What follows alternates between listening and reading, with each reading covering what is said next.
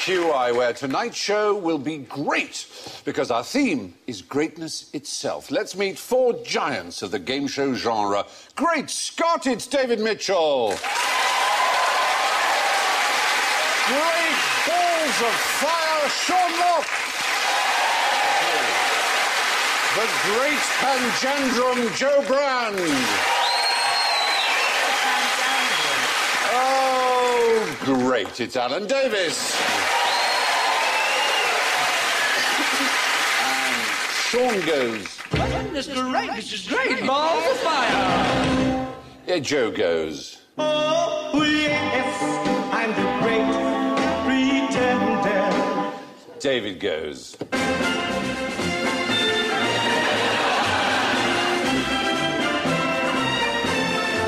Oh, I just want to hear that for the rest of the evening, actually.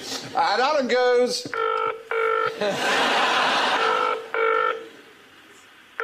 Thank you for calling Great Eastern Railways. Your call is right. Thank you. Very good. Excellent. Now, tell me about the great disappointment. Pretender. You've been talking to my husband.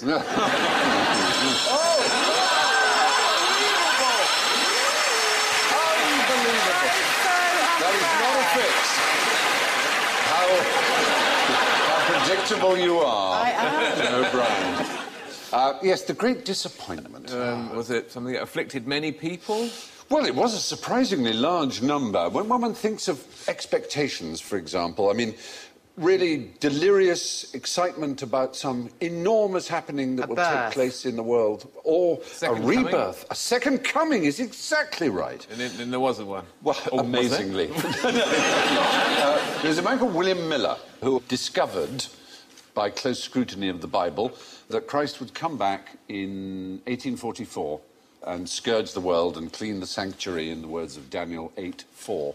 And it wasn't like a minor cult. There were over 1 million Millerites who believed this. They sold their property, they sold their farms, they gave up everything, and they believed that it was all going to happen. And newspapers believed it. All kinds of people believed it. Their confidence was such that one man threw himself off a barn at exactly midnight, convinced that he would be scooped up and saved. He wasn't. You'll be astonished. Oh, got a doctor. Yeah, and this... Jesus is here. No, I need a doctor. Jesus didn't arrive, and it was known as the Great Disappointment. Was this in America, by any chance? How did you guess? They won't learn, will they? Well, no. They really won't, because what's so interesting is a lot of people haven't heard of William Miller, but although this great disappointment happened, his followers shaved off into different religions, of which you may have heard. For example, there was a woman who founded a religion called the Seventh-day Adventist that now has 15 million adherents in America. And she was a Millerite. And there was another man called Charles Russell who founded an even better-known religion, the Jehovah's Witnesses. Well, they thought the world was going to end in about 1920, didn't they? Didn't they? Yeah, well, that's 1920, they thought the world was going to end? Part of what the apocalypse is the second coming. According to Revelations, the last trumpet sounds, there's a mighty wind, and Christ harrows hell, whatever that means, harrow hell. But I don't think those people ever really believe it's the end of the world. Because if you really did believe the world was going to end, you wouldn't wander around going, I think the world's going to end. You'd be just going, ah! You'd be saying fancy a shag to that person you'd never dared say it to before. That's what most people in questionnaires asked, what John they'd do. McCririck, in my case. Yeah. John McCririck, yes, exactly. Can I just say, as far as that harrows hell thing, you just need to put a comma in that sentence. Christ harrows hell. By the way, who had purple triangles in the concentration camps, the death camps? Was it Barney the dinosaur? No. It is an odd thing. It's a thing most people... Sorry, you're not saying purple triangle, you're talking about Equality Street. No, you know, everyone knows. Triangles are green. So yellow stars for Jews, pink triangles for gay people, so I don't know which one I'm wearing, both. What I wouldn't wear is a purple triangle. Which was the purple Christians? triangle? Gypsies? No? Well, Gypsies? not Romanies? gypsies. Lesbians? It was Jehovah's Witnesses. Manchester United supporters? No. It was Jehovah's Witnesses were also in those camps. They had purple triangles. Just a weird thought. But anyway, right up to now, there is a new kind of wave of people who, in America who believe, and about 50% of Americans do believe that Christ will return. And they have a special word for it. a special word for this moment when their bodies will be removed suddenly by Christ, leaving only their clothes behind them. It's called the rapture, and it's enormous. In 1988, 4 million copies of Edgar Wiseman's book, 88 Reasons Why the Rapture Could Be in 1988 were sold. The rapture wasn't in 1988, you may remember. But www.raptureready.com has millions of hits a year, as well as offering you handy letters to leave behind for your non-saved friends and loved ones. It has a particularly good section called Oops, I Guess I Wasn't Ready. This list spells out the perils of the post-rapture world in which you are marked by the Antichrist and stung by enormous wasps. But on the plus side, the price of clothing goes right down. Yes, there is that. There's a handy quiz called Am I Rapture Ready? Is there an advice of what sort of loose-fitting clothes to wear so that will be better, so you won't get caught on anything? You wouldn't want to get whipped out of a jock strap really quickly. You want boxer shorts or something like that. Well, you better be careful, because apparently it's imminent. Is it? Oh. It is imminent, yeah. The When you rapture say is imminent. Imminent, you mean this week, or...? Oddly enough, they're not being that specific. Oh, really? Yeah, yeah. We wouldn't want a second great disappointment, would we? No, that would be terrible. I certainly will be disappointed. No. Well, the great disappointment came in 1844 when Jesus confounded all expectations by failing to return in glory. Why are so many great men, though, short? Are they really? David, you've hit the nail on the head. Rem acu tetigisti, as they would say in Latin. I'm sure they would. Yeah. It means nice one, son. Yeah. That's absolutely right. In fact, Napoleon Was short, wasn't he? No, he was above average height. Everyone was short in those wasn't days. He? Well, was yeah, he was 5'6", which is taller than He was is 5'7", now. actually. Oh, Yeah, average height was about 5'6"-ish. So it's just the British who decided he was short, put him down a bit. Yes, it was particularly a cartoonist called Gilray. When we were at war with Napoleon, there was a famous one of George III with a little Napoleon based on Gulliver's Travels, like that. Ah. And he's actually saying, I cannot but conclude you to be one of the most pernicious little odious reptiles that nature ever suffered to crawl upon the surface of the earth. There.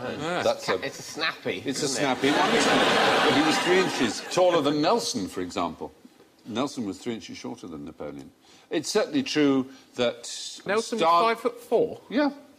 Like Danny DeVito? He was very, short chap. No wonder they put him on such a big So column. is that kind of... Yes, he's tall in Trafalgar Square. Is that short man syndrome a kind of retrospective thing, then, that we've kind of invented more recently and then just gone back and said they're all short? Yeah. Some of them were short, though, there's no question. I mean, Stalin was surprisingly short. He was only 5'5". Mussolini was 5'6". Franco was 5'4". 5'4"? Yeah. They are all short, then. Well, no. He hit the 5'8". Idi Amin was 6'4". Yeah, big That's fella. my height. Fidel Castro, 6'1". Mao was 5'9", which is rather tall for a Chinese person. So... But mostly they're not judged on their height, are they? No, they're not. They're not. But all I'm... We'll let that go. Yeah. All I'm saying, there seems to be historically no evidence that short people are more power-hungry, more tyrannical than people of average or tall stature. Because you know how it came about, though, because it's just that one... It's probably the one thing that short people have got to cling on to. One day they might be a dictator. Well, and we've just taken that away from them. One little hope. All this not being able to reach things from shells, one day will be made up for when I kill millions of people. And I can stand on their bodies. Yeah.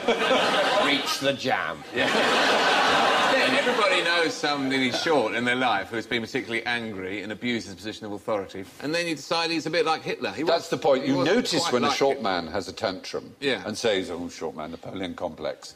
Tall man has a tantrum, you just leg it. Exactly. I have to say I'm rather shocked by this. Heightism does exist. Short people are paid less on average than tall people. The disparity is comparable in magnitude to race and gender. A survey of Fortune 500 companies... They should rise up. Yeah. The chief executive officers of Fortune 500 companies, 90% are above average height, which is astounding, really. And 30% of those are over 6'2". The tallest 4%. Every now and again, a little short fella breaks through. Yeah. Stop. Escapes, gets away. Yeah, yeah. But it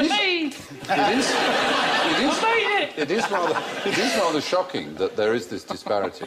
And, of course, we always notice the powerful, short, rich man with a young, tall wife is billionaire Bernie. She's actually, I've seen her with him. She's actually much taller than that, above him. Yeah, she's bending her knee there. Yeah. I mean, he has to jump up to slap her on the bum. He can run through her legs. And who's the couple on the left? That's Carla Bruni and Sarkozy. But at least the women have both got handbags that their husbands can fit in. No, there isn't really any evidence that dictators are shorter than the rest of us. The Napoleon complex is a bit of a myth, it seems. So, now, some great men, on the contrary, are actually tall. For example, Charlemagne, the immensely charismatic, civilised, attractive 8th century king of the Franks, Holy Roman Emperor, founder of modern Europe. Now, our researchers have discovered that, in fact, we've been digging into your family trees in that sort of who-do-you-think-you-are way, and we've come up with some rather exciting news. See if you can guess which of you is descended from Charlemagne. Well, civilised and attractive, it ain't me, is it? I think Alan. Alan? Well, is it all of us? Yes. All of us, including Because me and including everyone in the audience and everyone watching at home, if they're European. Because he was a love machine. It's just mathematically certain. The fact is, you know how you have... Obviously, everyone has 2 parents and 4 grandparents, 8 great-grandparents. It's that grain of rice on the chessboard thing, 8, 16. By the time you get back to the generations just in the 13th century, you have more direct ancestors than there have ever been human beings. It's about 80 billion, the number, by the time you get back that far. My brain's... I know, well, all you have to do... You have more ancestors than there are people there's ever been. That's the point.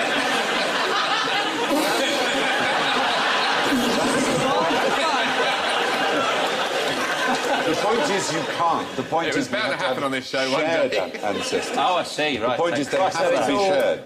Are your brothers here tonight? Sorry? Are your brothers here tonight? I've only got one brother. Oh, right. And he's not. I was going to say Phil and Grant. I thought they might be related to you. Well, they will be. Brothers. Wouldn't that be great if they were your brothers? Wouldn't you love it? It'd be a problem with that because they don't exist. I think that would be weird to find out you were related to someone fictional. You start to doubt your own existence. Apparently, we all are. Yeah. Charlemagne's not fictional, he's just historical. No, all our ancestors are... All our 80 billion ancestors... Not all of them, obviously. We've got 80 billion ancestors, one of them's got to be Winnie the Pooh. That's very odd. Yeah, it was a man called Mark Humphreys who was, in 1995 at Dublin University, was doing it, and he discovered that his wife was King Edward III's great-granddaughter 20 generations down the line. And he looked further into it, and, of course, he realised that so was Hermann Goering and Daniel Boone, the American explorer, pioneer. And then he kind of worked out the mathematics of it, and he's the one who's given us that. I'm just thinking about Charlemagne. I think that would be a really good name for, like, an aftershave, wouldn't it? Charlemagne. Well, let's smell medieval. I'm everybody. I'm everybody's daddy.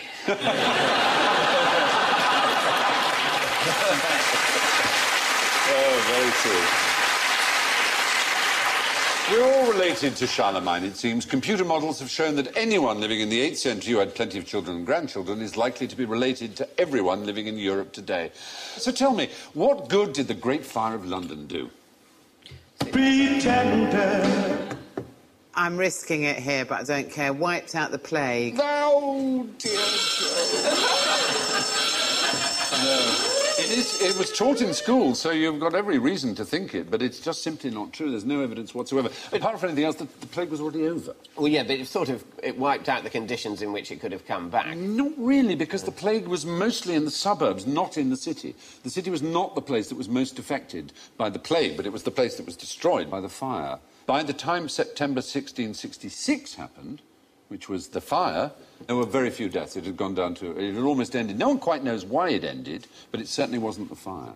Did it make it easier for them to knock down a load of places that they had their eye on? Essentially, that's the point. It gave the chance to Christopher Wren to get some church building done, especially St Paul's, of course. They had lots of grandiose plans about turning London into a grid or a spiral or that, and then they kind of thought about it for ages and then went, put it back as it was. Yes. You know, all squiggly lines and weird corners, please. Yeah, which we love. It is one of the Yeah, but I think Christopher M was a bit depressed about it. Yeah. Well, the best thing about the Great Fire of London was that it got Wren an opportunity to build St Paul's. What it didn't do was clear the city of plague, however. Now, Samuel Pepys famously buried his Parmesan cheese to protect it from the Great Fire. But why does cheese taste better when it's grated? Well, sometimes it does, but if you get one of those catering bags of grated cheese, if you should be working for a catering company and happen to steal one, for example, from a store... Yes. What sort of twit would do that? When you get it home and you put it on your toast, it tastes rank, horrible, dry, skanky old cheese, so... Well, that might be because grated cheese, yes, does taste better. Only freshly grated. Yeah, freshly grated. It's got more surface area for the Better tongue. or stronger? Well, there's more intense. That's absolutely right. Well, what about Parmesan? Yeah. When that's grated, that smells of what? Cheese. No. Have you not noticed? Vomit. Vomit, yeah. Yeah, it does smell of vomit. And I mean, it really does. It has two short-chain fatty acids called butyric and isovaleric acid. They're sort of sweaty feet chemicals that body odour and various other things have.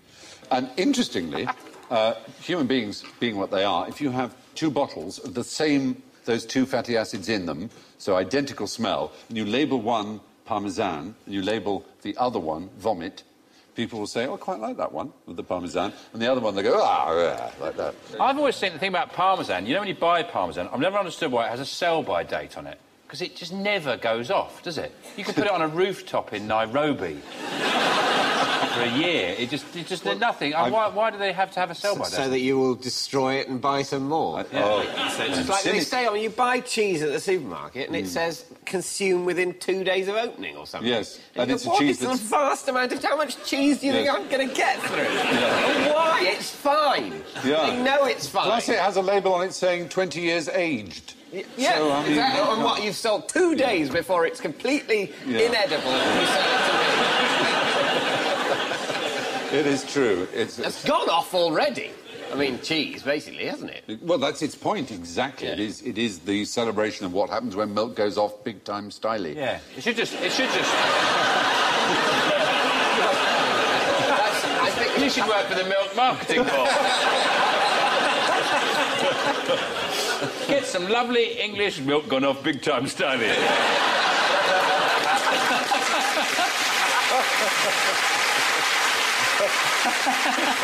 I'll have a milk gone off from big-time styling and tomato sandwich. That's a brilliant description. That's the best description of cheese I've ever heard. I was just thinking, though, David, rather than having a sell-by date on cheese, they should just have the date that cheese becomes poisonous. And then you know when to stop eating it. Do they know that date when cheese becomes poisonous? It's a traffic light system. Is it a global thing, 2 days before the rapture? When cheese becomes poisonous. Or maybe it's the day they've worked out everyone in the world's related to Peter Andre. And they go, that's when it becomes poisonous. At which point people will happily eat it and die. Yeah. But also, aren't those sell-by dates are just overcautious, aren't they? You could probably leave it. Yeah, they're just for covering ages, themselves in case you get ill. Get it out the bin a couple of weeks later. Fine. Put it down your pants, go in the sauna. Sean, take it out. Sean, you... Obviously reshape it again. Sean, you're not alone. There are people here. Yes. You're saying it out loud, you're not thinking it. Grated cheese tastes stronger because a greater surface area of the cheese makes contact with your tongue. Now, just how great were the great train robbers? Well, they're not that great because they got caught. Well, so yeah. I mean, they got so caught. They got caught almost immediately. Yeah. And they got caught in very stupid ways. Do you know how they were caught, really? When they left the... well, in the film, anyway. That's all I know about it. In the film, when they left, there was a sort of... what's it called? Air traffic control tower. They left... Didn't they leave that in the film? Oh, I mixed it up with Herbie Rides Again. I think you may be. No, this was a train robbery, not a plane robbery. Honestly, for a minute, I did think I knew what it was. This was in Buckinghamshire in 1963, August the 8th, 1963, the Great Train Robbery. It was a lot of money. About £40 million worth in our terms. Did they know it was on there, or did they get lucky? Oh, no, they knew. It was planned. It was a travelling post office train, and it was £1 and £5 and £10 used notes that were on their way to be burned, so they felt like they were just liberating it, you know. But when they got caught, they went to this farm and played Monopoly using the stolen money as their Monopoly money, and then they cleared out and left their fingerprints over everything, over all the Monopoly set. And they were all, you know, they all had form. They were all, you know, known blaggers. So they were just rounded up, all 12 of the gang of 15. One was acquitted, 2 were never caught. They were pretty inept, is the answer, basically. So why, that begs the question, why are they called great? Because of the amount of money they nicked? I think because it was a train robbery, and there was a great train robbery in America, and in 1903, the first ever film that was a story rather than just a camera pointing at nature or people in a park, but actually a constructed narrative, a drama, was called The Great Train Robbery. So it was very famous. So when there was a train robbery and it was a big one, the word great naturally fitted in front of it. You know, it's just like one of those cliches that newspapers will go for.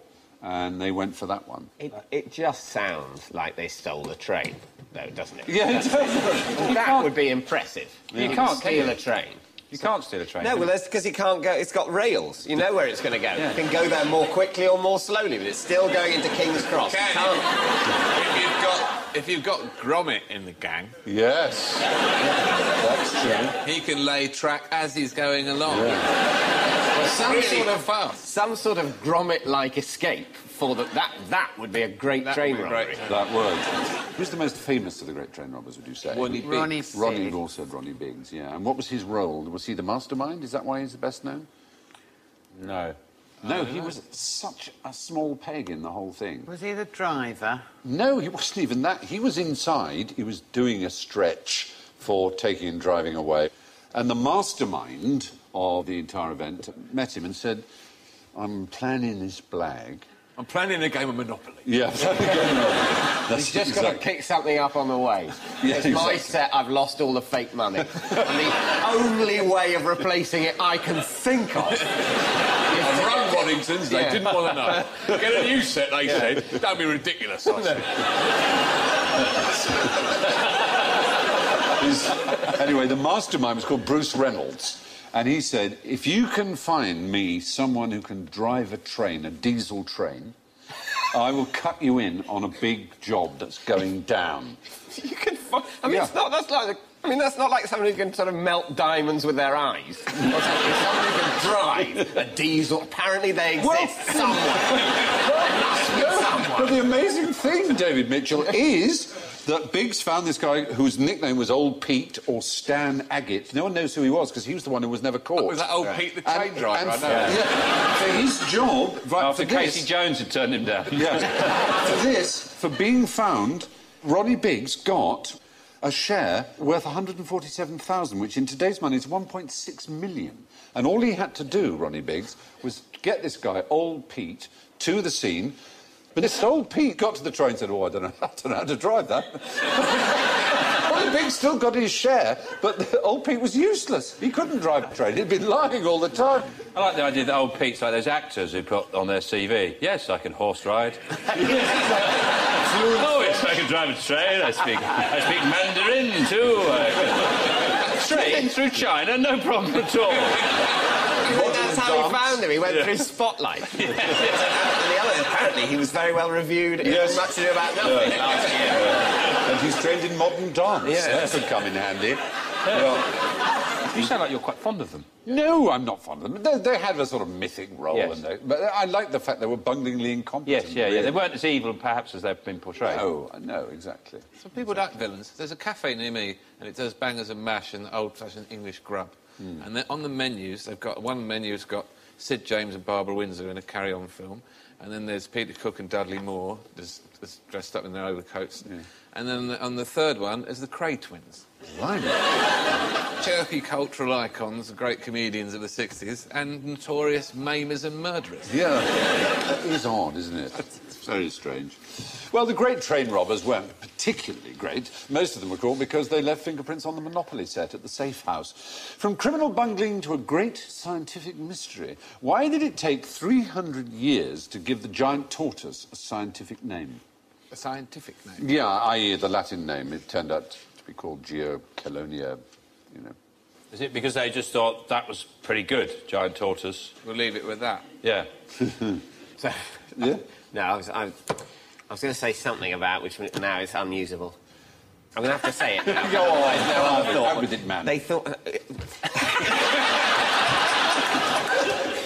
It's better be They good. thought it was a normal tortoise, but closer, is what I was going to say. You see what I mean? But I couldn't get that concept. It's like, would it be actually further away? And a normal one further away would be actually a minute one. Would they mistake a quite far away normal one for a miniaturised one that's a bit ordinary? Yeah, but the thing that you're saying is that the tortoise...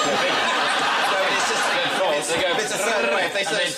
I don't like it. Oh, go that way. Yeah. If there was like a tortoise over there that was giant, but for some reason thought it was just there, then I wouldn't think it was giant. I'd think it was just, there's just one there. But it was just a normal tortoise there, nothing about that. Oh my God, it's over there and it's back!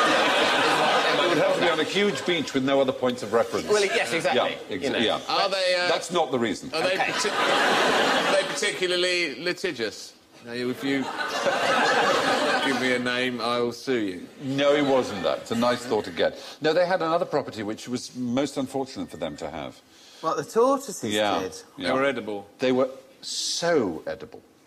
Anyone, I mean... Anyone who saw one couldn't stop Yes. to think of a name for it. They just had to eat it The straight point away. of- Really one of those... Yeah. I don't know what they're called. There's no, do you know, Just get one, they're really very good.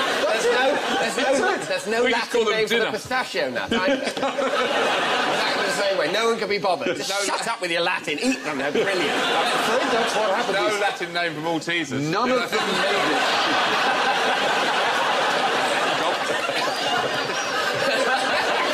It's kind of true. None of them made it to London. None of them made it to Europe. Now this time, we're going to take it and we'll They take have- London Tuck done it, leave it. No. However, I'm taking it back. People getting up in Ferry coming into Dover, there's a bloke going... leaving the door where the tortoise is there. all right, look, take 9 of them, we'll eat 8. Absolutely. And then everyone's looking at it and going, come on. And then the seas become... The days on end, the seas become, there's one tortoise left. Yeah. At the end. Can you Come on, imagine? sir. Come on, we'll go back. Let's just go back and get some more. Can you imagine the moment after they've eaten that last tortoise?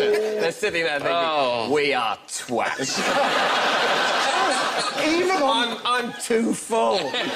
Even Darwin, on Darwin's last there were dozens. There were He dozens. collected every species in the world and he ate that one. They had them all. They did. Well, I mean, I've done it all was- those, done all the butterflies, They- done all the beetles. I'm eating that. The only descriptions of them are comparing them to chicken, beef, mutton and butter and saying they're how much better they are than all of those things. No one who'd ever eaten tortoise had ever eaten anything better. Why are they not and the farmed? liver and the bone marrow, every part of it was unbelievably Whereabouts delicious. are they from? Well, from the tropics Are mostly. there flights over there? Let's open They the are giant... now protected. All 12 species. They're that delicious, they can't be. Well, they just say, yeah, we protected them, they're all in there, no need to look. Yeah, they're fine. There's a border around them, like North Korea. Yeah. There's a big pile of shells, like those piles of tyres you see in a scrapyard.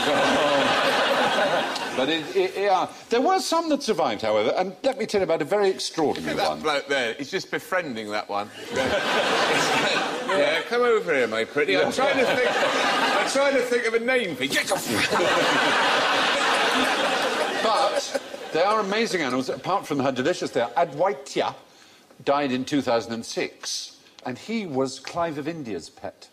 There he is. Oh, they're 200 years old or something. 255. He was born before Mozart, before the French Revolution, and his death was announced on CNN. I mean, that's a heck of a life, And you can list his achievements on the back of a slab. Well, why would he need to Well, his achieve principal anything? achievement is it wasn't He lived 255 years.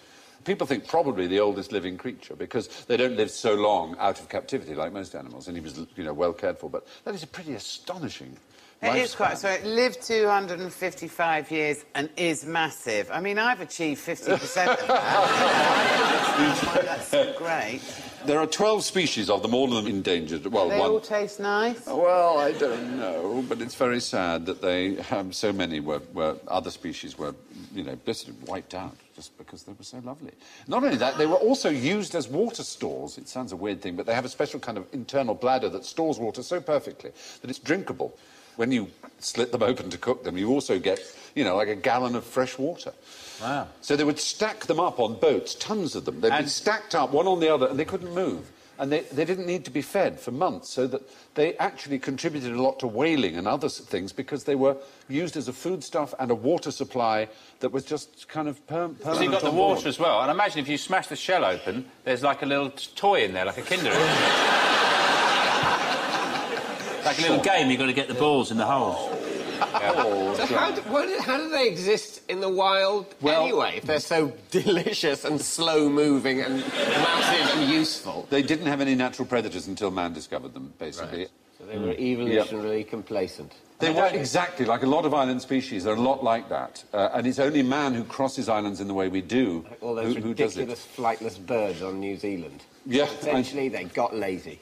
Yeah. They got lazy. What's the point in caterpillars. flying? Now, some of them go, we'll need it one day. I bet we'll need it one day. Nah. You're too anal, you are. Just walk around, it's easier. Yeah.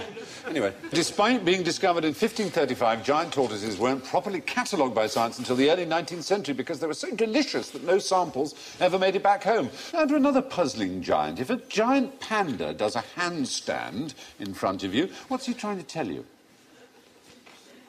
Put some money in the hat. Oh, nice thought. There's a human in a costume. Pandas... Go away, come nearer, be afraid of me, leave me alone. Yes, it's that kind of thing. They have to eat 12 hours a day, so they haven't got much time for rutting and fighting. So the best they can do is they can urinate and mark out their territory. And the handstand is one of their most popular methods of urination. Would you like to see a panda? I would definitely. Doing a handstand and urinating. I'd quite like to see a bloke doing it, Yeah. actually. There he goes. Oh. He's rather missed the tree, unfortunately. It's not a very accurate thing. No, he's supposed to hit the tree, but he's good, missing. this is going to run and run. Excellent. Yeah, it's on a loop. For a creature that is incredibly busy eating, there are more efficient ways of pissing than that. Yeah, I suppose. The point is, you see, the higher you piss, the more dominant you are. So the other male comes along, and if he sniffs the wee quite low down on the tree, he thinks, it's a wuss. But if it's very, very high, he goes, whoa, I'm not going anywhere near that. That's a wuss. I'm afraid it won't count because he missed the tree, I'm afraid, this one. Well, he's trying to piss on the cameraman. He's doing what Get off my land. Yeah. It's not really a proper handstand, though, is it? Well, no, he's leaning against the tree. I think that's cheating. I was expecting a proper I'm performing so panda. sorry. Well, they are, as you probably know, an endangered species. Are they delicious? Dear, let's hope not. Only the ears. Oh, no, please, little Pandy. The odd thing is, it's a fairly recent discovery, San Diego Zoo, is that they don't need Viagra, they don't need this whole idea of, gosh, how do you get two pandas in captivity to breed? It's discovered if they swap cages and smell each other's secretions and wee, they're up for it. So they really don't breed any more reluctantly than any other type of bear. They're actually perfectly good. So maybe there's hope for what the future. was all that fuss about? Well, for All years those we didn't know how to get them to do it in public, in zoos and things like that. We weren't providing them with the territorial. So that's why these discoveries are very important, that these things that look quite comic, like the peeing or whatever, are actually vital to the survival of their species. They look fake, don't they? I mean, they really do. Of all the animals, they so look do. fake. Yeah. He looks like a bloke in a bear suit. Don't give it away. My name's Jeff. Yeah. It would take me quite a few years before I was prepared to have sex in a zoo. Yeah, exactly. Remember, this is a world in which it's not creatures of your species who'd be watching. So you're in a cage, invited to have sex. It's only pandas watching. It's not people. Would you feel embarrassed in front of the pandas? I don't like to take my pants off in front of a cat. I'm sure you don't like to take your pants off. But do you actually mind? I do. He goes out of the door, then the pants come off. Dear me. I usually put a tea towel over the goldfish. Right, good, nice to know. Thanks. If a panda does a handstand in front of you, he's telling you you're on his land. They do this to get their scent markings as high up a tree as possible. And with that, it's time for the great test of general ignorance, so fingers on buzzers, if you please. Now, how did Catherine the Great die? Oh, it's quite famous how she died. Unfortunately, I don't know. She would? She didn't have sex with a horse. Correct. She... Died on a commode. Oh, no, that was Elvis. Oh, dear. You're on fine form. Well, commode, Lou. There are those, of course. Elvis Presley was said to have died that way. George II died at stool. But stool? At stool is how they described it, rather splendidly, straining away. But no, Catherine, she did have a stroke on the commode, but she died in bed. Is that a euphemism? Many Yes. ways. She did have a stroke on the commode. No, we'll leave you there, love, for a minute. She did have sex with horses, though. No, she didn't. No. That horse's head is too small. Yeah, they did paint them like that, didn't they? Really It's a very odd 18th century thing, painting horses with small heads. She never had sex with one horse. Donkey? It was sort of made up, nor a donkey. She did with lots of courtiers. She was a very sexy actress. Not quite the same, though, is it? No, it's not, no. Yeah. But the point, her son Paul, who hated it, became Paul I, the Tsar. He spread that rumour, He spread did the he? rumour, as did, and the French were also responsible for spreading it. They had... My mum, right? That's What why she's done, right? My mum, never believe it. She's having sex with a horse. That's why I'm so good at show jumping. Anyway, despite all the salacious gossip, Catherine died in bed where she was being cared for following a stroke.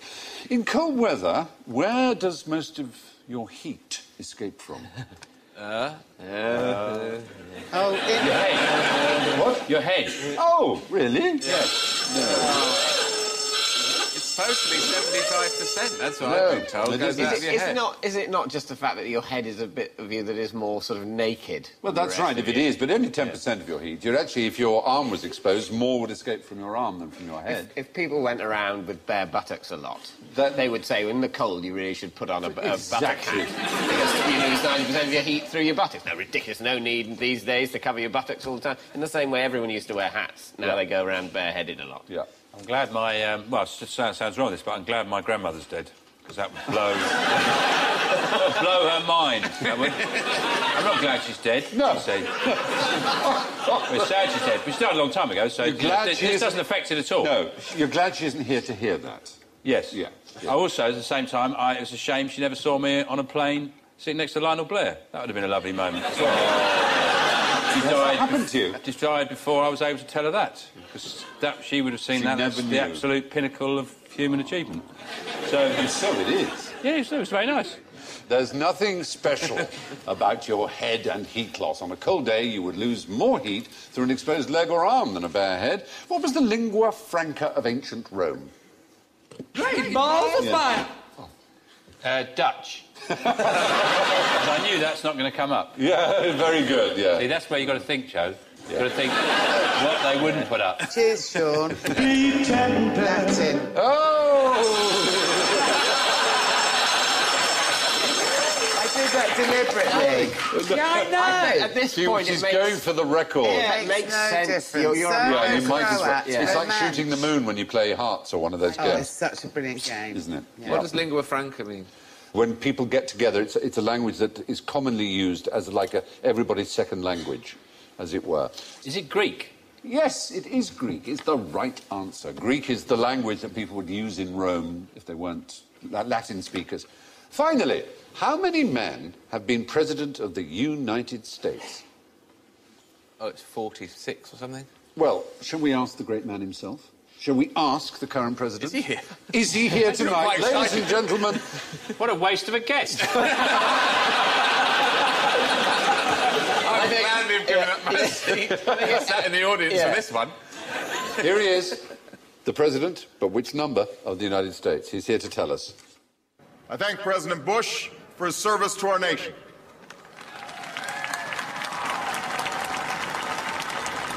As well as the generosity and cooperation he has shown throughout this transition.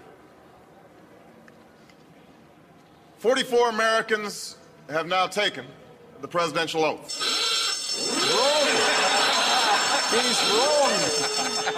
He's wrong. He made a mistake. He's only been on once and he's wrong already. He is currently known as the 44th, just as Bush was known as the 43rd, but they aren't. Bush was the 42nd and he's the 43rd. Oh. Do you know why this is? One of them was invisible. Was there someone who was president for a bit and then stopped being president? Someone else was president and came back? There was one non-consecutive president, Right. who was the 22nd and the 24th. Why did they count him as two? That doesn't make any sense. Yet they count Clinton as one. Yeah, because his terms are Consecutive consecutive. This one was the 22nd, then Benjamin Harrison was president, and then he was the 24th. This was Grover Cleveland. I think if I was doing that, if I was setting that system up, I would have gone for the number of different men. Right? Yes. I would say, you know, that you get a new number if you're a different man. Person, exactly. Not if there was a gap. No, I know, but there's only ever been one gap, and for some reason they didn't do that. So when he took his second oath, he was called the 24th president, although he was the same man who'd been the 22nd. So he was actually Stalin. He was. He does look a bit like Yeah.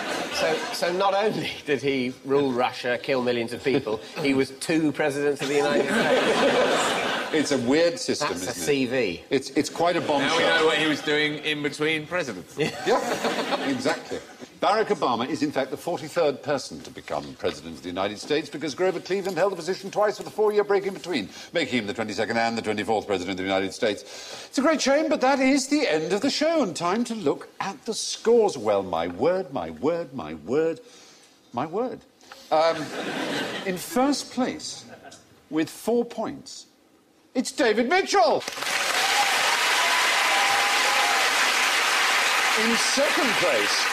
In second place, with +2, is Alan Davis. In third place, with -6, Sean Locke. Oh, thank you very much.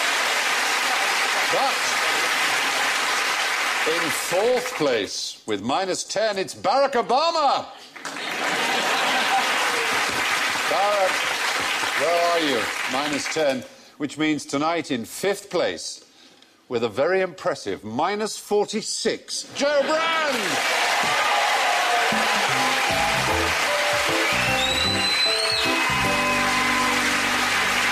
So it only remains to say thank you from David, Sean, Joe, Alan and me, and to leave you with this thought from the great Jack Handy. Before you criticise someone, you should walk a mile in their shoes. That way, when you criticise them, you'll be a mile away, and you'll have their shoes. Good night.